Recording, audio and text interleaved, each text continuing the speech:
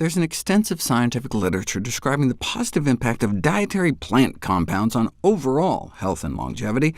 However, it's only now becoming clear that the consumption of diets rich in plant foods can influence neuroinflammation, brain inflammation, leading to the expression of cytoprotective, cell-protective, and restorative proteins. Just over the last decade, remarkable progress has been made to realize that oxidative stress and chronic low-grade inflammation are major risk factors underlying brain aging, so no wonder antioxidant and anti-inflammatory foods may help. The brain is especially vulnerable to free radical attack, oxidative stress, due to its high fat content and its cauldron of high metabolic activity. You don't want your brains to go rancid, so you'd think one of the major fat-soluble dietary antioxidants like beta-carotene would step in. But the major carotenoid concentrated in the brain is actually lutein. The brain just preferentially sucks it up. For example, if you look at the oldest old, like in the Georgia centenarian study, recognizing that oxidation is involved in age-related cognitive decline, they figured dietary antioxidants may play a role in its prevention or delay, so they looked at 8 different ones, vitamin A, vitamin E, on down the list, and only lutein was significantly related to better cognition. Now, in this study, they looked at brain tissue on autopsy. By then, it's a little too late.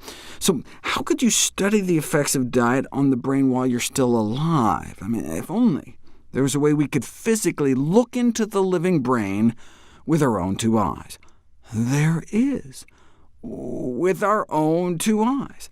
The retina. The back of our eyeball is actually an extension of our central nervous system, an outpouching of the brain during development. And right in the middle, there's a spot.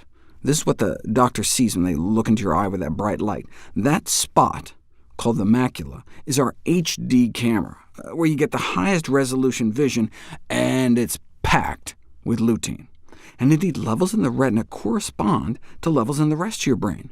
So your eyes can be a window into your brain. So now we can finally do studies on live people to see if diet can affect lutein levels in the eyes, which reflects lutein levels in the brain, and see if that correlates with improvements in cognitive function.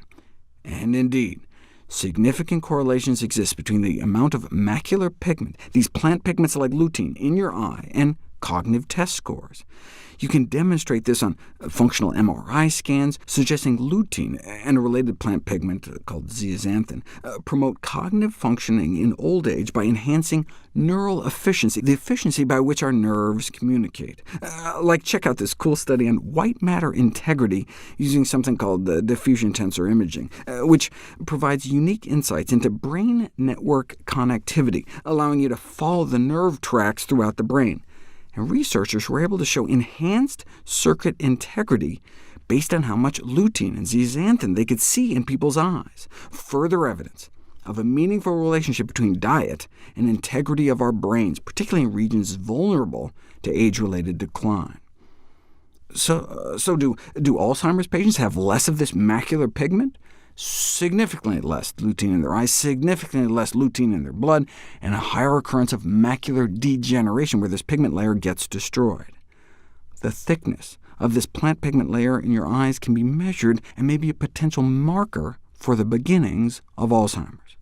Well, let's not wait that long, though. We know macular pigment density is related to cognitive function in older people. What about during middle age? One apparent consequence of aging appears to be loss of some aspects of cognitive control, which starts out early, in mid-adulthood, but not in everybody, suggesting maybe something like diet could be driving some of the differences. Here's a measure of cognitive control showing younger, on average, do better than older adults. But older adults who have high macular pigment, lots of lutein in the back of their eyes, do significantly better. These results suggest that the protective role of carotenoids like lutein within the brain may be evident during early and middle adulthood, decades prior to the onset of more apparent cognitive decline later in life. You can take 20-year-olds and show superior auditory function in those with more macular pigment in their eyes. Look, the auditory system, our hearing, like the rest of our central nervous system, is ultimately constructed and maintained by diet, and is therefore not surprisingly sensitive to dietary intake throughout life, all the way back to childhood. Higher macular pigment is associated with higher academic achievement among school children. You can look into a kid's eyes and get some sense of how well they may do in subjects like math and writing. This finding is important because macular lutein is modifiable and can be manipulated by dietary intake. OK, so where is lutein found? The avocado and egg industries like to boast about how much of these macular pigments they have in their products, but the real superstars are dark green leafy vegetables. A half a cup of kale has 50 times more than an egg. A spinach salad or a 50-egg omelet. And the earlier, the better. Pregnant and breastfeeding women should definitely be checking off my daily dozen green servings, but it's also apparently never too late. While some age-related cognitive decline is to be expected, these effects may be less pronounced among those eating more green and leafy. But you don't know for sure until you put it to the test, which we'll explore next.